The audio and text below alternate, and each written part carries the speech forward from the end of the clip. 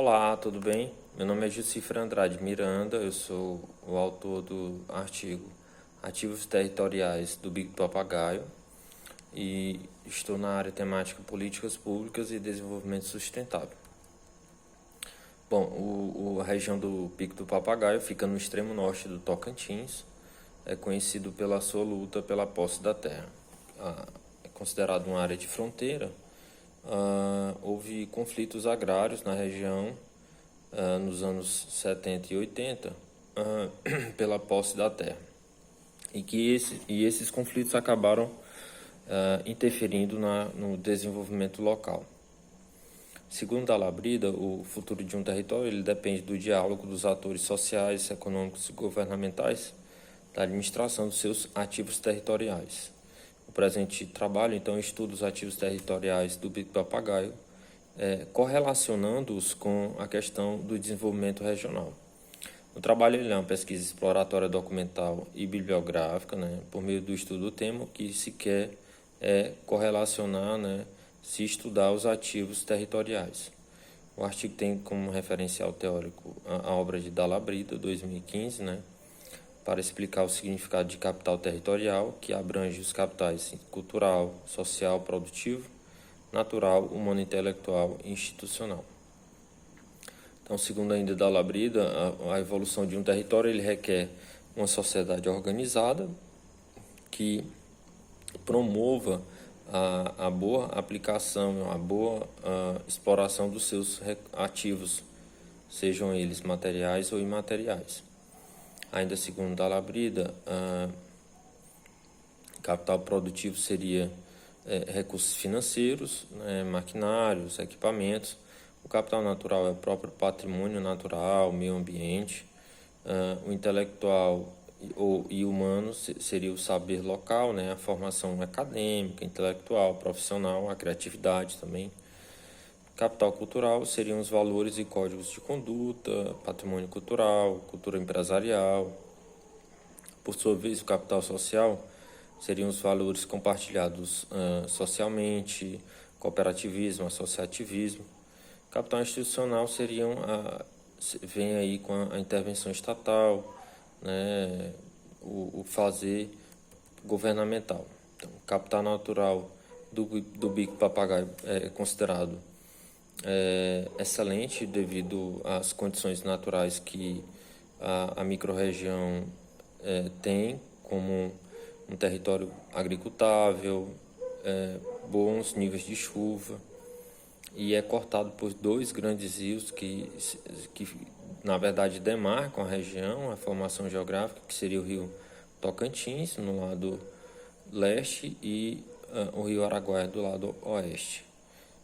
Entretanto, há um baixíssimo aproveitamento desses rios que só se constata mesmo está limitada a questão da usina hidrelétrica de Estreito, que abrange os municípios de Dacinópolis, Aguianópolis e Palmeiras do Tocantins.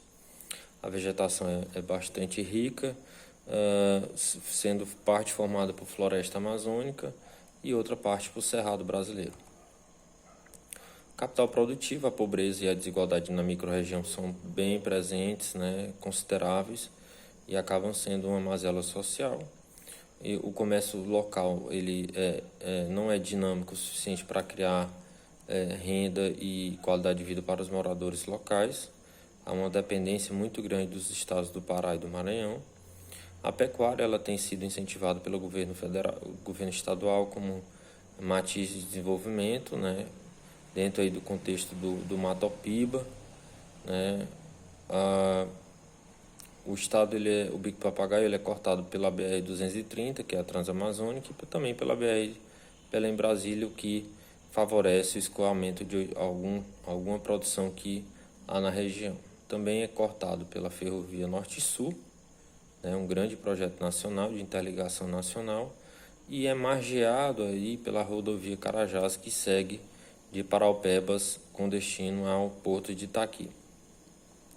Também há um projeto importantíssimo na região, que seria o Ecoporto de Praia Norte, que seria uma ligação do Bico do Papagaio com Manaus através do rio Tocantins e mais na frente o rio Amazonas. No capital institucional, o Bico do Papagaio, historicamente, ele sofreu com omissões importantes do Estado na aplicação de políticas públicas para desenvolver a microrregião.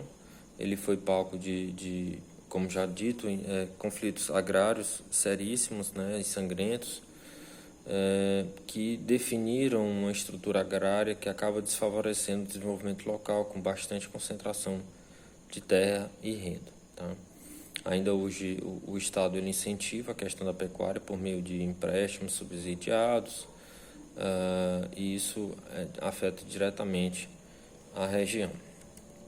No capital social, há uma ausência de cooperativismo, né, sem nenhuma cooperativa presente no Bico do Papagaio.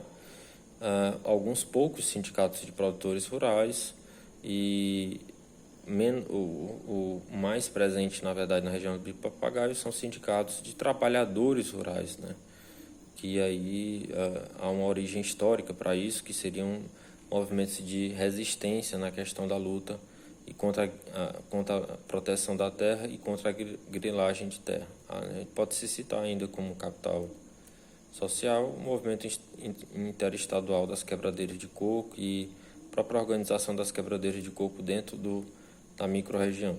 Capital intelectual e humano, o Bico ele não conta com cursos de pós-graduação, estrito sensu, né? A microrregião é servida por duas faculdades particulares, FABIC e FAIARA, né? Uma presente no município de Augustinópolis e outra no município de Araguatins. Também é servido por uma universidade estadual, um campus em Augustinópolis, e uma escola técnica federal localizada em Araguatins. Bom, o que é que se pode concluir então? Que, tomando por base os ensinamentos da Labrida, né, que norteiam esse estudo, pode-se afirmar que o desenvolvimento de um lugar é fruto do fortalecimento do seu capital territorial. Então, que dentro desse contexto, alguns capitais territoriais no Bico do Papagaio são favoráveis ao desenvolvimento, outros, porém, devem ser fortalecidos. O capital natural na região é riquíssimo, né?